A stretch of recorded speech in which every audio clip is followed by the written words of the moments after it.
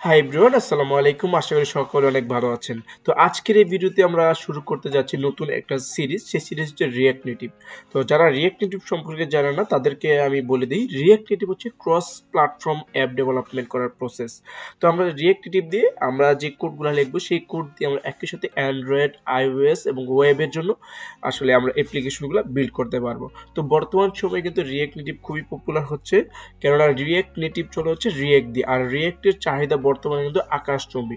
সব জায়গায় কিন্তু আমাদের বর্তমানে রিঅ্যাক্ট চলে আসছে। রিঅ্যাক্ট দিয়ে আমরা খুবই স্মুথলি রিইউজেবল ভাবে আমাদের হচ্ছে ফ্রন্ট এন্ডটা ডেভেলপমেন্ট করতে পারি। এখন এই ফ্রন্ট এন্ডে যদি রিঅ্যাক্ট দিয়ে ডেভেলপমেন্ট করতে পারি, তো সেই কনসেপ্টটাই কিন্তু আমাদের রিঅ্যাক্ট নেটিভে চলে আসছে। মানে রিঅ্যাক্ট দিয়ে আমরা এখন রিঅ্যাক্ট নেটিভ কোডগুলো লিখবো এবং সেখানে কিন্তু জাভাস্ক্রিপ্ট ইউজ করা হচ্ছে। তো যারা জাভাস্ক্রিপ্ট জানেন তাদের কাছে হচ্ছে এখন হচ্ছে ফুল স্ট্যাক ডেভেলপার হওয়া খুবই ইজি কাজ হয়ে গেছে বর্তমানে। এখন চাইলে যে কেউ সময় দিলে ১ থেকে ২ বছর সময় দিলে এখান থেকে একজন ভালো ফুল স্ট্যাক ডেভেলপার হিসেবে সে কিন্তু নিজেকে আত্মপ্রকাশ করতে পারে। যেহেতু একটা ল্যাঙ্গুয়েজ শিখলে আমার ওয়েবের কাজ হয়ে যাচ্ছে, আমার অ্যাপের কাজ হয়ে গেছে এবং সেই সাথে আমাদের ব্যাক এন্ড যেহেতু নোড.জেএস যে চলে, নোড.জেএস এর এক্সপ্রেস ফ্রেমওয়ার্কটা শিখে নিলে তার কিন্তু কাজ শেষ। আজকে থেকে রিঅ্যাক্ট নেটিভ এর একটা সিরিজ শুরু করতে যাচ্ছি, যেখানে হচ্ছে আপনার যদি বেসিক নলেজ নাও থাকে জাভাস্ক্রিপ্টের, তারপরেও আপনি হচ্ছে এই সিরিজটা কন্টিনিউ করতে পারবেন এবং এই সিরিজটা আমি সম্পূর্ণ বিগিনার ফ্রেন্ডলি করে শুরু করতে যাচ্ছি। তো ফার্স্ট অফ অল হচ্ছে আমি রিঅ্যাক্ট নেটিভ ইন্ট্রোডাকশন দিয়ে নিলাম, যেমন কারণ রিঅ্যাক্ট নেটিভ যেহেতু আমরা শিখবো সেহেতু তার সম্পর্কে আমাদের জানা দরকার। তো এখানে কিছু প্রিরিকুইজিট আছে আর কি, যেহেতু বলছে এখানে জাভাস্ক্রিপ্ট আমাদের লাগবে। তো জাভাস্ক্রিপ্টের যাদের নলেজ কম আছে অথবা যারা একেবারেই জানে না, তাদের জন্য আসলে এখানে ডাইরেক্টলি জাম্প করাটা ঠিক হবে না। কিন্তু আমি যেহেতু বলছি যে এগুলো বিগিনার ফ্রেন্ডলি ভাবে কোর্সটা সাজাবো, তাহলে হচ্ছে আপনি এইটাতেই শুরু করতে পারেন। মানে এখান থেকে আপনি আজকে থেকে যদি শুরু করেন, দেখা যাবে যে আপনি হচ্ছে কয়েকদিন যদি আপনি আমার সাথে কন্টিনিউ করেন তাহলে জাভাস্ক্রিপ্ট সম্পর্কে আপনার ভালো একটা আইডিয়া চলে আসবে। তারপর হচ্ছে এখানে হচ্ছে বেসিক কিছু কমান্ড লাইনের আমাদের ইউজ করব। সো এই কমান্ড লাইনগুলো আসলে আহামরি অনেক কিছু না, জাস্ট ২-৪টা আমরা কমান্ড লাইন আপনাদের দেখিয়ে দিলেই কাজ হয়ে যাবে। তারপর হচ্ছে basic understanding of npm and how it's works. তো এখানে নোট প্যাকেজ ম্যানেজার কথা বলা হচ্ছে, মানে বেসিক যে আন্ডারস্ট্যান্ডিংটা সেটা থাকা লাগবে। তো সেটা যখন আমরা কাজ স্টার্ট করবো তখন আমাদের চলে আসবে আশা করি। তো আমাদের এনভায়রনমেন্ট কিছু সেট আপ করা লাগবে। এর জন্য সবার ফার্স্টে যেটা লাগবে আমাদের নোড লাগবে এবং যদি রিঅ্যাক্ট নেটিভ সিআরআই দিয়ে কাজ করি তাহলে বলতেছে ওয়াচম্যান লাগবে। আর আমরা যদি অ্যান্ড্রয়েডের অ্যাপ্লিকেশন বিল্ড করি সেক্ষেত্রে আমাদের অ্যান্ড্রয়েড স্টুডিও লাগবে, কারণ হচ্ছে অ্যান্ড্রয়েড স্টুডিও দিয়ে আমাদের যে অ্যাপগুলো আছে সেই অ্যাপগুলো আমরা রান করতে পারবো। এবং যারা আইওএস নিয়ে কাজ করতে চাচ্ছেন তাদের জন্য কিন্তু ম্যাকবুক লাগবে, কেননা ম্যাকবুক ছাড়া কিন্তু আমরা এক্স কোড রান করতে পারবো না। আর এক্স কোড ছাড়া কিন্তু আমরা যে আইওএস এর যে অ্যাপটা রয়েছে সেটা কিন্তু আমরা কিন্তু সিমুলেট করতে পারবো না বা বিল্ড করতে পারবো না।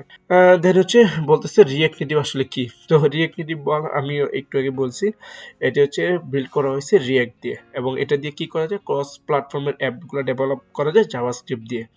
এবং এটা যে আমরা যে টার্গেট করতেছি, যে টার্গেট নট অনলি iOS, এখানে বলতেছে যে টার্গেটটা আসলে শুধু iOS এর উপর করা হয় না, অ্যান্ড্রয়েড উপর করা নেই, but also Apple TV, VR, AR, Windows and desktop.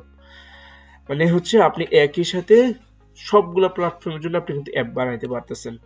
এবং এটা রিলিজ হয়েছে ২০১৫ সালে এবং এটার যে গ্রোথ, এটা যে এত গ্রোথ হয়েছে এবং এত সব যত জায়ান্ট টেক জায়ান্ট কোম্পানি সবাই কিন্তু এই রিঅ্যাক্ট নেটিভ কিন্তু অ্যাডপ্ট করে নিছে।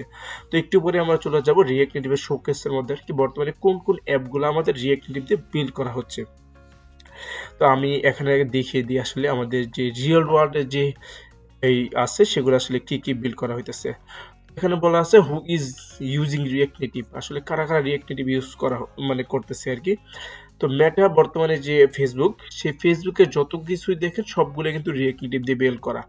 ফেসবুকের যে অ্যাপ, ইনস্টাগ্রাম, ফেসবুক অ্যাড, মেটা, হরিজন, মেসেঞ্জার, ডেস্কটপের যে অ্যাপ্লিকেশনটা আমরা দেখতেছি সব এটা কিন্তু আমাদের রিঅ্যাক্ট নেটিভ দিয়ে বিল্ড করা। তো এটা ছিল হচ্ছে ফেসবুক ইউজ করতেছে এই অ্যাপগুলোতে। তারপর হচ্ছে মাইক্রোসফট আমার কিসে কিসে ইউজ করতেছে, মাইক্রোসফট অফিসে, আউটলুকে এবং টিমসে, স্কাইপ কিন্তু আমার এই রিঅ্যাক্ট নেটিভ দিয়ে বিল্ড করা। এবং এখানে কিন্তু বলা আছে আইওএস এন্ড অ্যান্ড্রয়েডের জন্য তারা কিন্তু রিঅ্যাক্ট নেটিভই চুজ করছে।